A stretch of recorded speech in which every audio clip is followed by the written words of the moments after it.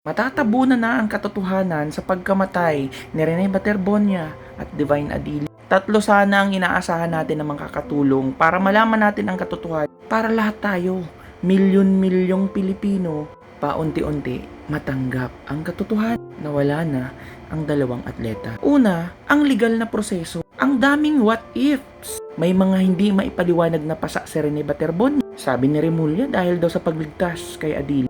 Talaga ba? Sabi niya lang naman, posible. Pero hello, nakipaglaban ba si Adili habang nililigtas ni Rene? Ang sabi daw yung ibang mga pasa, dahil daw sa lakas ng alon ng dagat. Nakipagsuntukan ba yung dagat kay Rene? Napaka-pilosopo ko ngayon, pero what if?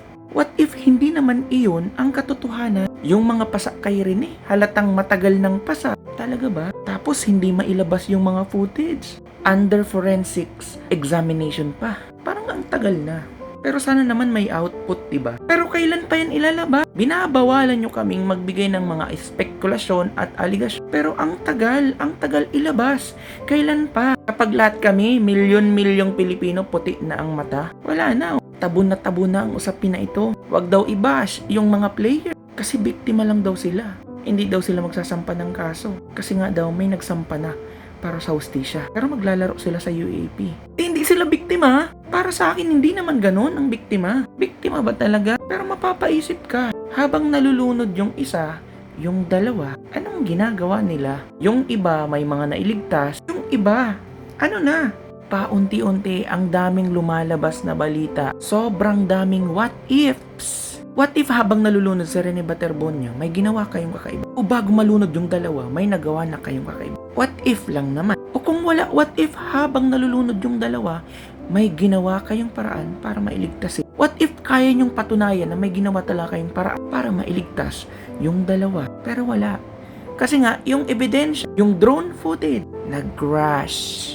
Coincidentally. Talaga. What if mailabas nyo ang konkretong katotohanan para matigil ang aligasyon, spekulasyon, haka-haka, mga pambabash sa inyo? What if lang naman may mag-volunteer kahit isa sa grupo nyo? Alam ko nakita nyo na yung picture ni Rene. Iba po ang nalunod sa nabugbog. Ang laki ng labi ni Rene. Normal ba yun? Sobrang lalaki ng pasa sa katawan ni Rene. Normal ba yun? Dahil ba yun sa alon? Yung bibig ni Rene, dahil ba talaga yun sa pagligtas niya kay Adili? Isa sa inaasahan natin na makakatulong at makakapagbigay linaw sa kaisipan ng lahat ng nakikiraman, ang footage, ang drone footage. Nakasali po sa investigasyon. Pag pumalpak ang investigasyon, susuko ba tayo?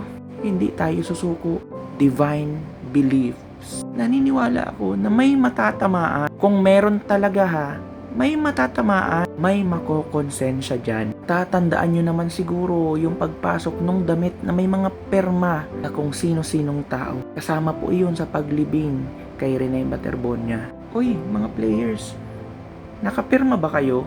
Lahat ba kayo nakapirma sa damit na ibinigay nyo? Kung oo, tapos may kinalaman kayo, bakit dumating ang panahon na umamin kayo kung meron talaga kayong tinatago na ayaw nyong ipaalam sa mga Pilipino? Sama na natin si Jay Costura na sana makatulong siyang maipakausap si Rene sa mama niya, masabi ang katotohanan, at bahala na silang magdesisyon if magkakaso sila o hindi na.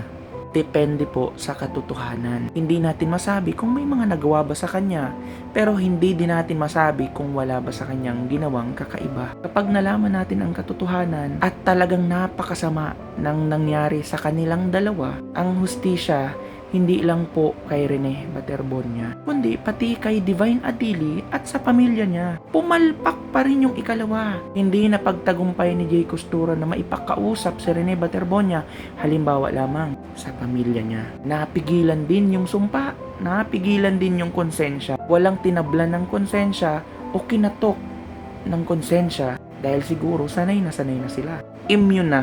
Ika nga. Ikatlo na pwede nating asahan. Tayong mga Pilipino, tayong may mga puso, hindi lang puro abdo. Tayong mga nagmamahal sa mga namayapa o yumao. Tayo ang pwede magpatuloy nito kung hindi maibibigay ang katotohanan para makamit natin ang hustisya sa paraang legal o hindi rin tumalab ang sumpa si Jay Costura na pinapaniwalaan din natin.